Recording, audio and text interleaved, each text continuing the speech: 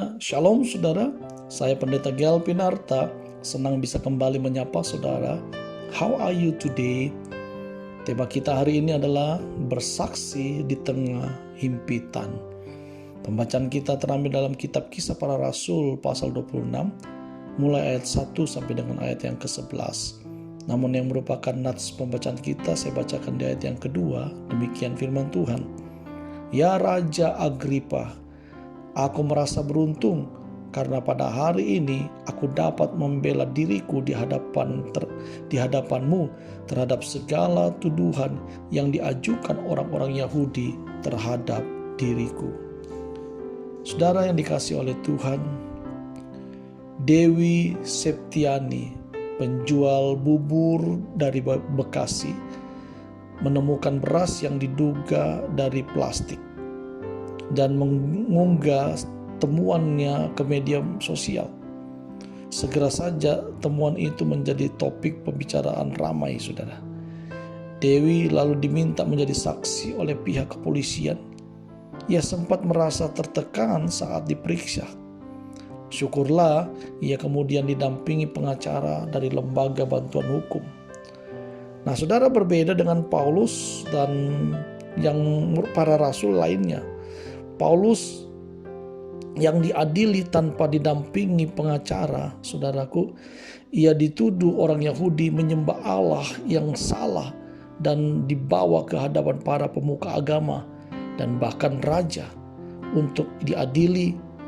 Wajarlah saudara jika dalam keadaan seperti itu Paulus merasa tertekan. Nah, biasanya ketika seseorang berada dalam situasi genting dan tertindas, jati dirinya akan terlihat. Entah ia marah atau membela diri. Saudara, tapi kita melihat Paulus meskipun dalam keadaan terjepit, tidak mementingkan dirinya sendiri.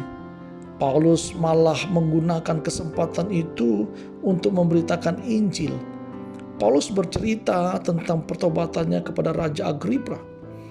Saudaraku, selain menceritakan pertobatan dan panggilannya, Paulus juga mengajak Raja Agripa untuk percaya pada Yesus. Dan saudara, kesaksian Paulus tidaklah sia-sia, malah berhasil menggugah hati Raja Agripa. Kita bisa baca itu di ayat yang ke-28. Saudara yang dikasihi oleh Tuhan Yesus Kristus, seperti Paulus yang berani bersaksi, hendaknya kita juga berani memberitakan tentang keselamatan meskipun di tengah-tengah himpitan.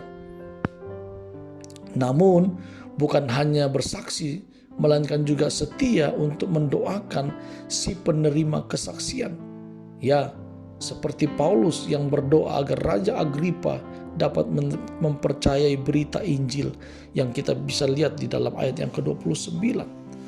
Apa yang kita dapatkan dan kita renungkan dari renungan How Are You Today hari ini adalah kita diundang untuk bersaksi tentang kebaikan Tuhan, baik ketika keadaan mendukung maupun ketika keadaan menghukum, saudara ya.